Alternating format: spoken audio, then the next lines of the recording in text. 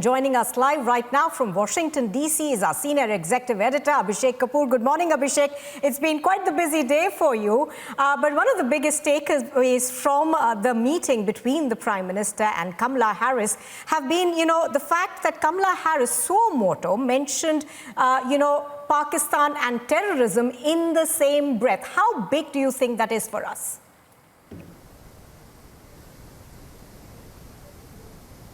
Oh, that's very significant, Nupur. Good evening there from Washington, D.C. It's significant because it gives you an indication of the mind of Washington establishment on Pakistan, on terrorism, and the easy connect that comes to their mind when they're talking about terrorism. So, and given the fact that this meeting happened as a build-up to the delegation level talks that are going to happen between Prime Minister Modi and President Biden tomorrow here, as per Washington, D.C. time.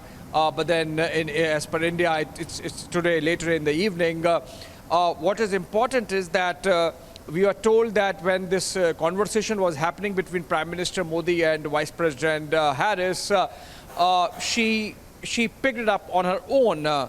And she said that we know that India is a victim of terror, of cross-border terrorism, and we know that it emanates from Pakistan, and that Pakistan is harboring terror organizations, and that it's an imperative on Pakistan that it stops these organizations from causing any further harm to both India and the United States. So I think putting Pakistan and terror in the same breath and clearly suggesting that both India and United States are victim of terror that emanated from Pakistan is a significant statement to have been made by Vice President Harris. And if that's the establishment view here, then you can expect that when the bilateral summit happens between Prime Minister and President tomorrow, there could be discussions on finding some actionable imperatives on this subject.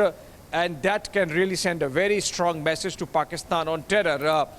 If that happens, I think for the time being, perhaps America is a little stuck because there are many citizens from the United States who are still there in Afghanistan, as also of some of other friendly nations. And that's why perhaps their hands are, so to say, tied for the time being. But indication is that the Americans are really, really unhappy with the Pakistanis, and Vice President Harris, in making that statement, I think sent a very strong message today. All right. Now, Abhishek, yesterday there were a lot of set-up meetings for the Quad summit. The Quad, is being looked upon as something that could perhaps change the regional balance as far as China is concerned. You were talking about how it is the white elephant in each room. So in that sense, all those meetings that went before the Quad summit, what do you make of those, and how do we expect the Quad summit to go ahead today?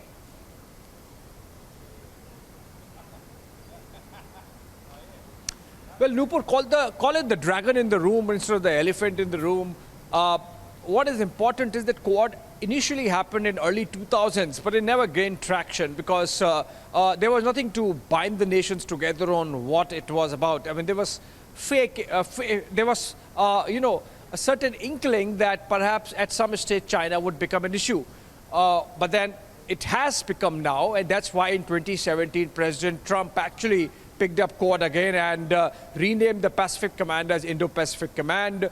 And now Quad has come into its own with President Biden really becoming very serious about it. In fact, this is the second summit he's having within 10 months. The first one was virtually in March, where the modalities of, the direction Quad has to take in were determined. And tomorrow, when this meeting in-person first Quad summit happens between President Biden, Prime Minister Modi, Prime Minister Suga, and Prime Minister Morrison.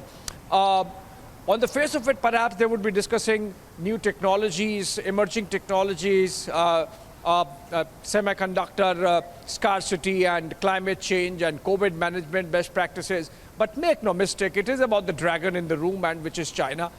This is coming together of like-minded democracies to send across a message that rules-based order and international law has to be respected and abided by. And if the Chinese continue to behave the manner in which they have been, be it in South China Sea, be it Ladakh, be it the Senkaku Islands, then the world community is going to act and Quad can become a platform. As of now, it remains, it is not a politico-military alliance. There is no military component to it, but it's no guarantee that if China continues to behave the way it has, then that this is going to continue. It might change. So in that sense, I think coming together of these nations and Quad becoming relevant again is itself a message to China, irrespective of whether anyone would actually at this stage publicly say that it is aimed at China, Nupur. Absolutely, Abhishek, as you're pointing out, it symbolizes perhaps a realignment of powers. Abhishek, apart from all this, the focus of the Prime Minister has been to get companies to come to India and invest. Now, he's had a series of meetings with various business leaders. What are you picking up on those, and how far do we think that those meetings will actually go in terms of getting some substantive investment back home?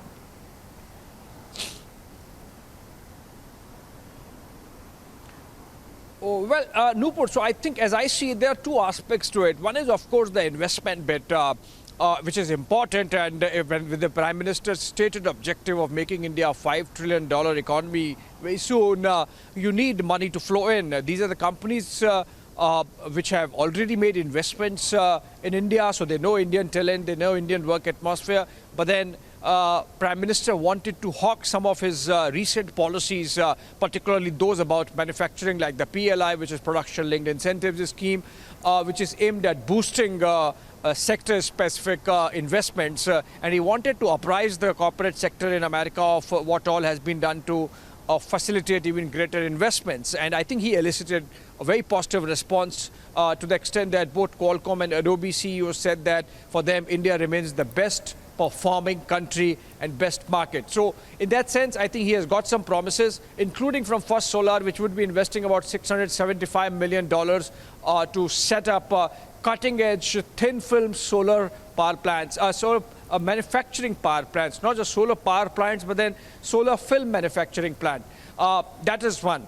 The other aspect is, of course, these companies are in cutting-edge technology domains. So, for example, artificial intelligence, cloud computing, and in the case of General Atomics, very advanced drone manufacturing. So, if these technologies and if Indian talent works on these technologies, they gain a lot. So it's a two-way benefit where American businesses come and set up shop and make money, while India learns a lot of new age, cutting edge, futuristic technologies. And that was, I think, Prime Minister's objective in engaging with corporate America, which he did in the early part of the day, and about which we have been hearing, Nupur. Right, Abhishek Kapoor reporting from Washington, D.C. Thank you for joining us